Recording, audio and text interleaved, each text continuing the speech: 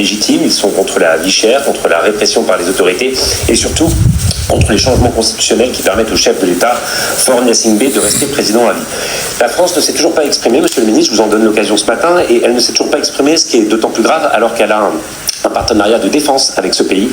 J'aimerais savoir qu'est-ce que contient ce partenariat de défense. Est-ce que nos militaires forment les tortionnaires qui sont actuellement en train de réprimer la jeunesse togolaise? Est-ce que vous comptez, comme l'Union européenne, suspendre cet accord de coopération? Bruxelles a en effet suspendu toute coopération sécuritaire avec le Togo. Et enfin, la France soutiendra-t-elle la création d'une enquête internationale indépendante sur les crimes commis pendant les 3 journées de répression, ainsi que le demande la coalition Touche pas à ma Constitution? Merci. Merci également. Merci, Monsieur le Président. Monsieur le député Aurélien Taché, nous suivons bien entendu la situation au Togo en lien avec notre ambassade sur place. Nous sommes bien au fait des manifestations qui s'y déroulent. Nous avons pris acte de la transition constitutionnelle vers la 5e République togolaise qui s'est achevée le 3 mai 2025 et appelons l'ensemble des acteurs politiques à un dialogue transparent, inclusif et apaisé. Nous rappelons notre attachement indéfectible à la liberté de manifestation et à la liberté de la presse que nous défendons partout dans le monde. Et s'agissant des allégations de torture, nous appelons les autorités togolaises à faire toute la lumière sur ces accusations. À monsieur... Alors... Vous avez entendu la réponse du ministre des Affaires étrangères français. Il s'est juste contenté de la formule diplomatique habituelle. La France condamne, elle reste attachée, elle est ci, elle est ça, elle condamne, elle reste attachée, elle est ci, elle est ça, elle demande un dialogue entre les acteurs. Mais plus loin, il a dit que la France prend acte du changement constitutionnel et salue la transition, quelque chose comme ça, vers la 5e République.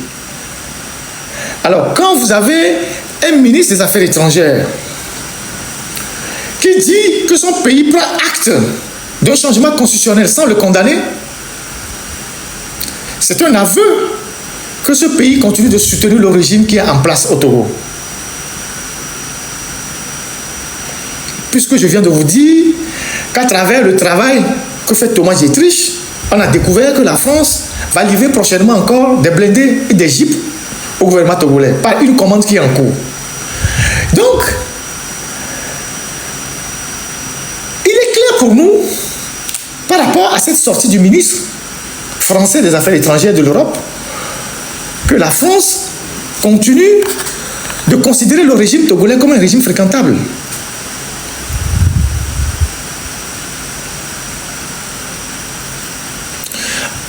En tout cas, le pouvoir français continue de présenter le régime togolais comme un régime fréquentable.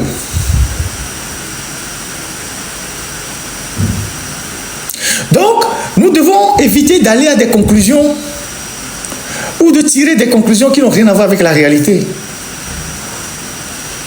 La réalité diplomatique est autre chose.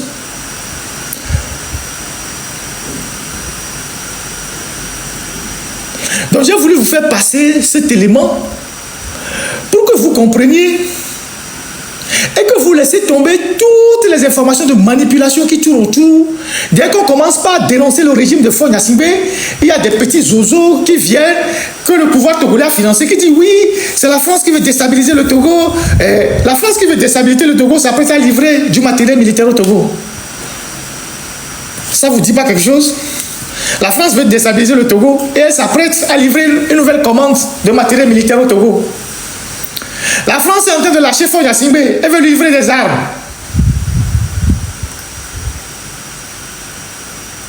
Un journaliste parle avec des faits. Et c'est les faits qui permettent de faire une analyse.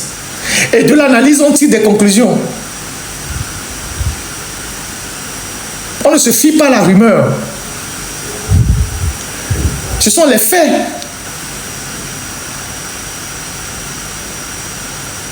Donc, ça a été très intéressant de voir cette réaction du ministre des Affaires étrangères.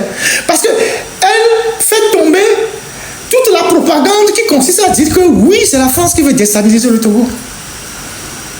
Elle Et le député a bien fait de demander au ministre des Affaires étrangères français que l'Union européenne a coupé sa coopération militaire. Pourquoi la France ne met pas faire la coopération militaire? Il n'a même pas évoqué ça.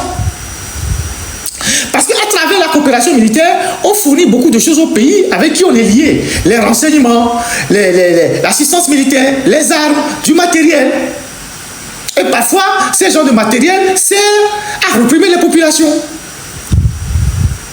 Donc, à travers cette interpellation de ce député, Aurélien Taché, de la France insoumise, au moins, on a eu officiellement la position de la France.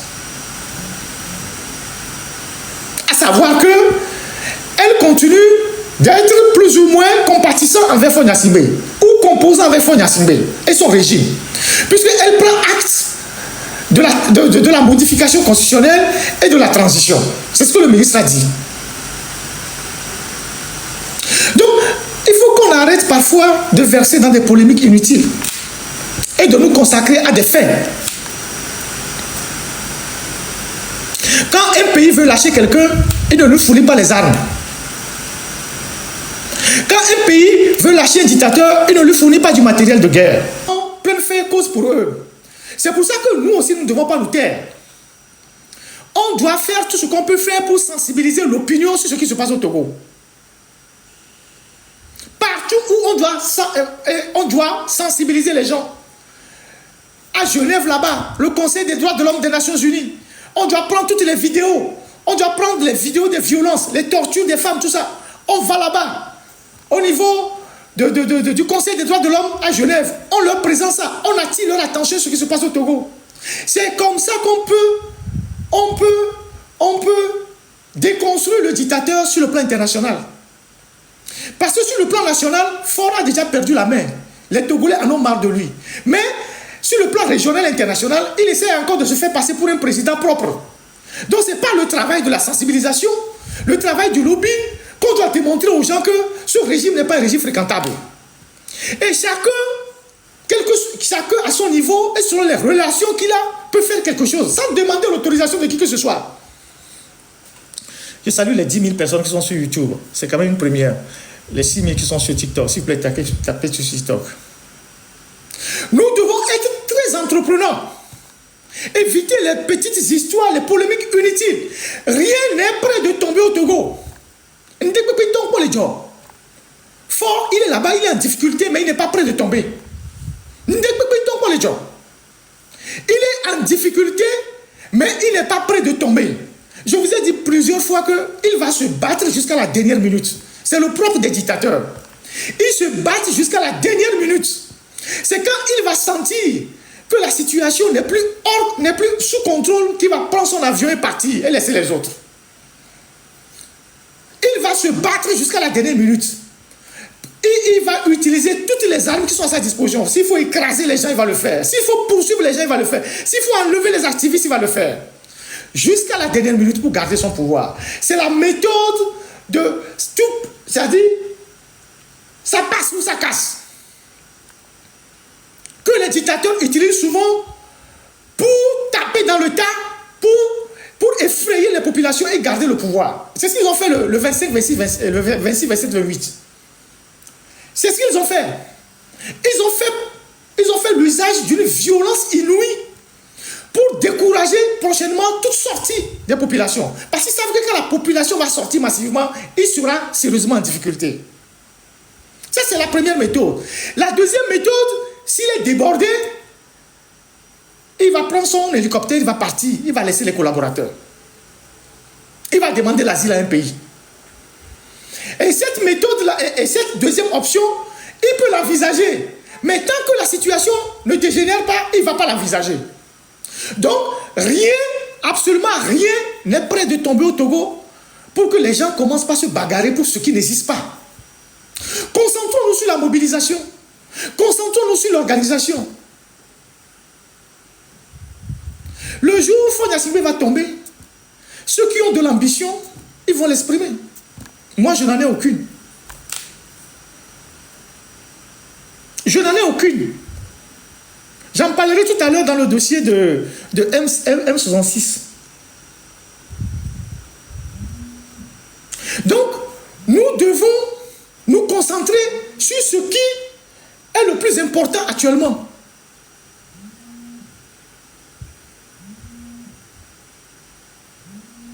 Le ministre des Affaires étrangères français vient de parler. Si tu sais décoder les codes diplomatiques, si tu sais analyser les mots, les phrases, tu comprends que ce n'est pas encore le moment pour eux de lâcher fort. Et comme je viens de vous le dire, il y a une commande de matériel qui arrive. Notre confrère, comme je suis journaliste, Thomas Dietrich a sorti le contrat qui va permettre à une société française de fournir du matériel militaire au régime de force dans les jours qui viennent. Vous pouvez aller sur la page de Thomas Dietrich, il a sorti les documents là-bas. Donc, une puissance qui veut lâcher un pays ne lui donne pas des armes, ne lui fournit pas du matériel militaire. Ça, ce sont des faits, ce sont des indicateurs, ce sont des éléments probants. Donc, voilà ce que j'ai voulu dire. Donc, nous devons continuer par nous battre. On doit continuer par faire la sensibilisation. D'ailleurs, la semaine qui arrive, nous avons rendez-vous avec certains députés en France ici. On a rendez-vous avec d'autres organisations. La dernière fois, dans une réunion ici, j'ai vu les gens de Sant'Egidio. Je les ai abordés. Je leur ai dit, des gens de Sant'Egidio. Je n'ai pas fait une réunion, mais je les ai abordés parce qu'on les a cités dans la salle. Après, je les ai abordés. J'ai dit que c'est eux qui ont foutu la merde chez moi au Togo. C'est eux qui sont venus rapprocher la famille Olympio et Adema au Togo de signer la paix. Et après, on s'est retrouvés dans la merde. Donc, ils viennent terminer le travail qu'ils ont commencé par faire au Togo. Les gens de Sant'Egidio. Je les ai vus. Dans une réunion importante, dans une activité.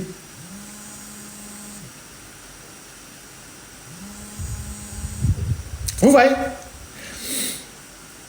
Donc, continuons par sensibiliser les gens.